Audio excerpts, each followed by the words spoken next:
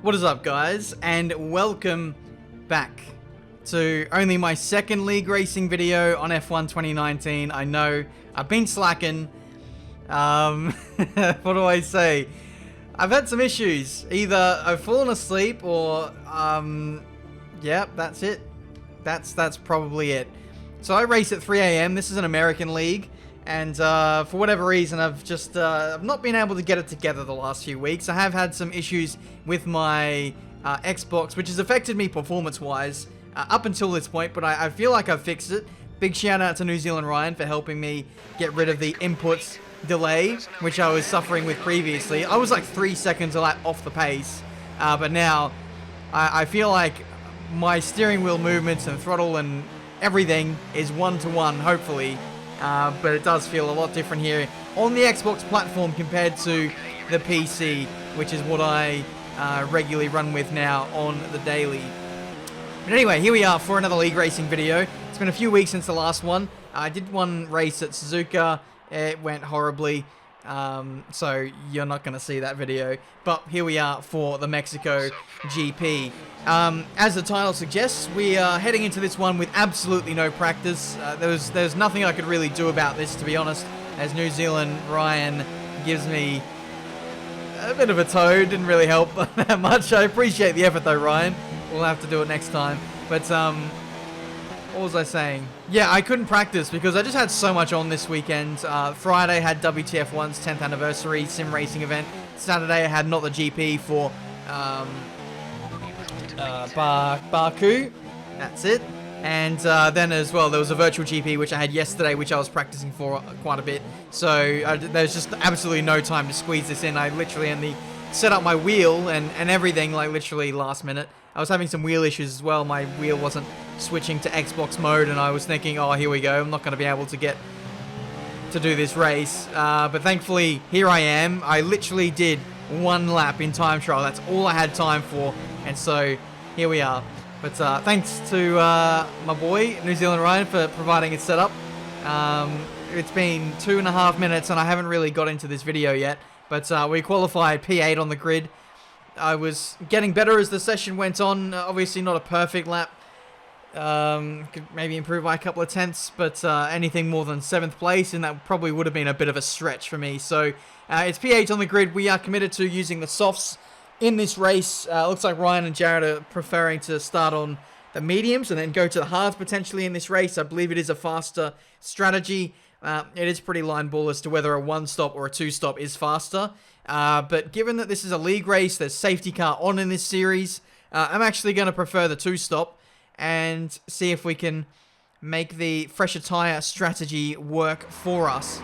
So we'll see how we go as we get ready to 5 red lights, and it might be just about go time here at the Mexican Grand Prix. Looks like an okay start. Not if you compare that to the top 5. Let's just ignore those. We do draw alongside the Racing Point on our left-hand side, and look at that big swarm of fast boys behind us. New Zealand Ryan, Jared, Alan Hugo, all the old league racing lads right behind me. We did have Warden here, but he disconnected just before the start of the race, so that was unfortunate. However, it's been a great start for us so far. P8 to P5, and yeah, life is looking pretty good for us. Do we go up the inside of the Williams in a turn 5? No, we do not. So, if you caught my virtual GP live stream yesterday, I had a really good start there. Looks like initially we've had a good start so far, but this time we haven't been cock blocked by an F1 driver, thankfully. But now we're going to see if we can continue to move forward in this race. We're putting pressure on the top 4 here. This is territory that I did not think I was going to be in. We got Ginger Horizon up front, who's from Singapore, and I did race him in Supreme Racing League, SRL. Jeez, that's a throwback. You guys will know I had a bit of a blow with Ginger Horizon up here into this left-hander. It's anyway, hopefully we don't have such issues today. It looks like we're kind of losing touch a little bit on this second lap.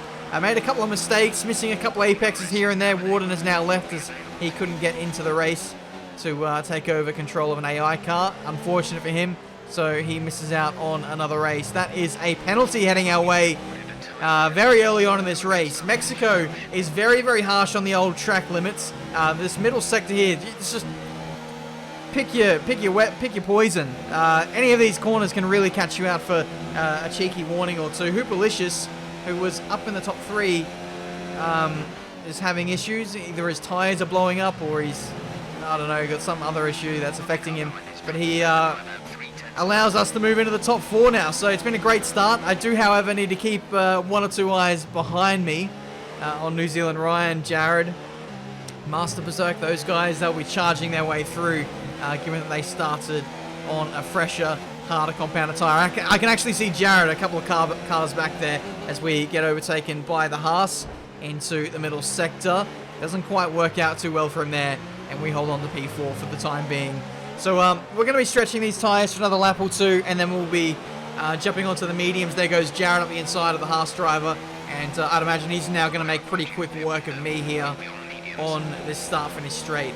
So we've got not much ERS to play with, so we're just going to let him go, and hopefully stick in his slipstream for as long as we can. But Jared is top of his game right now, so too with Ryan. It's going to be very, very hard to match with these guys. I'll fully admit I am not at these guys' level anymore, and this is why I wanted to come back to league racing, because I could feel like my driving standards have been slipping. I've been getting soft with all these, you know, casual sim racing events that have been happening recently, like squad sprints and not the GP, and I just want to, you know, get back to basics, get like a good rhythm in this game again, and really sweat it out before F1 2020. Because, you know, if I want to be running the max difficulty, I need to be a fast boy again. But anyway, we rejoin on the circuit. It is P13 at the moment, with Hooperlicious right behind us on the hard compound of tyre. Let's hope that the strategy works out for us. Safety car is on, and I'm hoping it does come out at some late stage, which will mean that we have a whole bundle of pace versus people doing a one-stop on the hard compounder tyre. So we'll just wait and see how that goes for us. But more people stopping on their one-stops, and that puts us back into P7. I do feel like we are losing a little bit of touch with those around us as the VSC gets deployed. One of the Renaults makes the pit lane in time, and I can tell you that is New Zealand Ryan. So we've got Jared and Ryan both in the Renault. That is a super team and a half, if ever I've seen one. Ryan just having, oh my goodness, that's Master Berserk. I've got a penalty for that. I thought he was going to ghost, but no, he didn't. I had to take to the outside part of the circuit, and that gave me a penalty. Thank you, Codemasters. Really appreciate that. But yeah, it's P5 once again. One person stopped under VSC, maybe another one. So Ryan and someone else, so they might be a beneficiary of that later.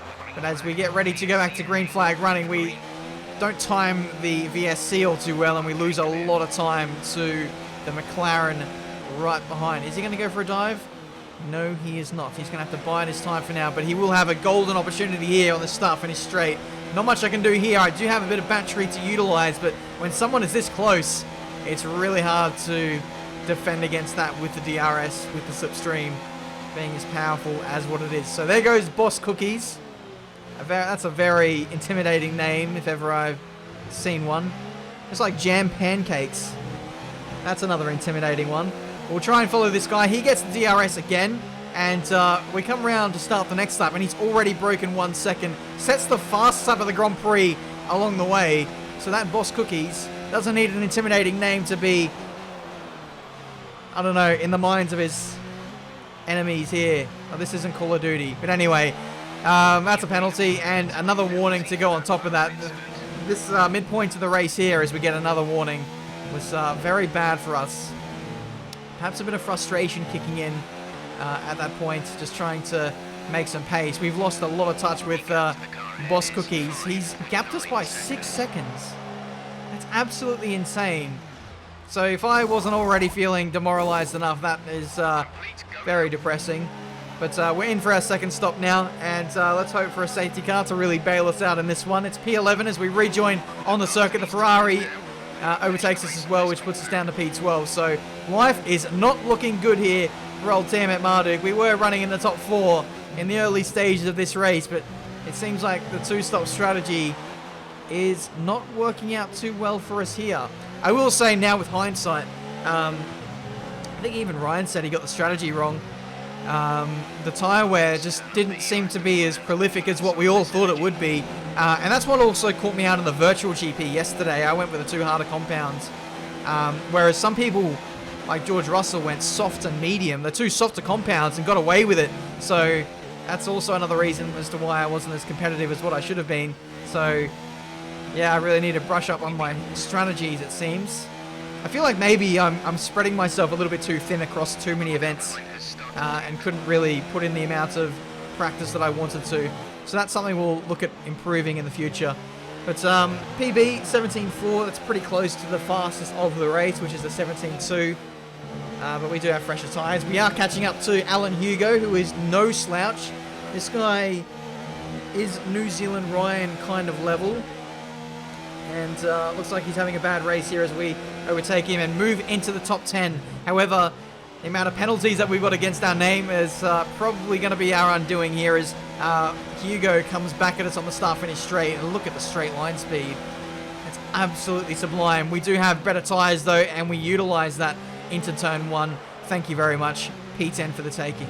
Let's hopefully not squabble too much, although this is fun. I would like to catch up to the next car, which is Hoopalicious, who is on older medium tyre. So let's see if we can do that again. Alan Hugo having a little look there into the middle sector. Nothing quite doing there. 5 laps to go in this Mexican Grand Prix, and we're trying to break the slipstream to Hugo. Doesn't look like he had maybe as much battery to utilise on that straight as what he did last time, and we were able to hold on and get back into a rhythm and close in on Hoopalicious. Another penalty heading our way. I think that's about 9 seconds worth of penalties. Maybe even 12 at this point. It's getting pretty ridiculous. The strict corner cutting rules are really catching me out here. Classic Tiametmarduk coming out to play as we get another warning. And that was literally just us going in a straight line. That's how horrifically I'm driving at the moment. But we are catching Hoopalicious. That is another warning. We're one more warning away from getting another penalty. Come on, Ben. Sort it out. Slipstream, DRS, rich mix. Nothing doing at turn 1. Let's be patient. I didn't get a great run there. I was kind of worried I'd run into the back of Hoopalicious there. And so that ruined my run through the chicane. Will we get close enough to have it? No, we won't have a dive here. The DRS is just going to keep us in the game from being overtaken by Alan Hugo. But a lot of grip there compared to the Alfa Romeo driver in front. So that might be a potential overtaking spot on the next lap if we are close enough. So let's see if we can set it up. Not a great run out of the final corner. I'm just not doing myself any favors here, it seems. We're going to go up into hot lap mode. Fuel is running low, but it should be fine. If we can just get in front of this guy, we'll save some fuel in the middle sector, and then we'll go from there. Overtake mode is engaged to the outside at turn 1. Big squeeze. Big dive bomb. No, big miss of the braking point, more like, and we concede the position once again to Hoopalicious. So let's see if we can get him back here. He doesn't have a great run onto this mini straight here. We are going to go back into overtake mode and see if we can overtake this guy. Round the outside this time, just like last lap. But we know we have the grip, so we make it work for us there. And that is P9 for the taking in this Mexican Grand Prix. It's probably going to be P11 once all of the penalties get factored in. But it is fun to just have this battle regardless. Hoopalicious fighting off Alan Hugo. And the battle continues. Ginger Horizon up next. He was our race leader at one stage, and now he's in P8. So it seems like a lot of people getting the strategies wrong today, it seems. Maybe he had some damage of some kind. But it's the last lap of the Grand Prix. Here comes Hoopalicious. Round the outside. He's trying to do a Tiametmarduk here. It's not going to work out too well for him. We will leave the space. Doesn't take it, though. And that is still P9 for us in this Mexican Grand Prix. A little low on fuel. We're borderline as to whether we're going to make it. Battery is going to be absolutely fine. As a golden rule, the maximum amount of battery you can use on one lap is 50%-ish. So just burn it all on the last lap. Fuel, though, we're getting dangerously close as we've now moved up into P8. I don't really understand what's happened there as Ginger Horizon is off at that right-hander. I don't know if you saw that. He was stuck there on the outside. DRC Jared wins the Grand Prix, so fair play to him for making it work. We're going to come across the line on track in P8. What will it mean, though, with penalties? Oh, it's P9. Oh, wow. So Alan Hugo had just as many penalties as us. As we get an achievement. Completed a clean race. Okay. I don't know how many penalties we had there. 3 or 4 at least. But by Cody's logic, that is a clean race in their books. I'll take it though. DRC Jared with the win. New Zealand Ryan home in 3rd. I'm not too sure what cracked off there. It looks like Ryan had 12 seconds worth of penalties. So it looked like it was pretty close on track for the 2 Renaults. Just Ryan's consistency letting him down a little bit there. Dralux there in P2. And yeah, we get our first points in this league. Because I believe I finished P11 in Singapore in my debut. So not bad. 21 seconds worth of penalties. So it's actually worse than what I thought it was. A lot worse. The fact that we were still able to score some points there is somewhat of a miracle. But guys, that has been this video for today. Leave a like if you did enjoy. Subscribe to the channel if you're new to see plenty more racing game content. I don't know, if I was a weapon, I think I'd be a blunt axe right now. I need to be sharpened. And hopefully more league racing will do the trick. It's good fun. We had a good start. Just strategy, consistency, and I guess the delicate little details required is what let me down. Anyway, thank you so much for watching. Until the next one, nice camera angles. I'll see you next time.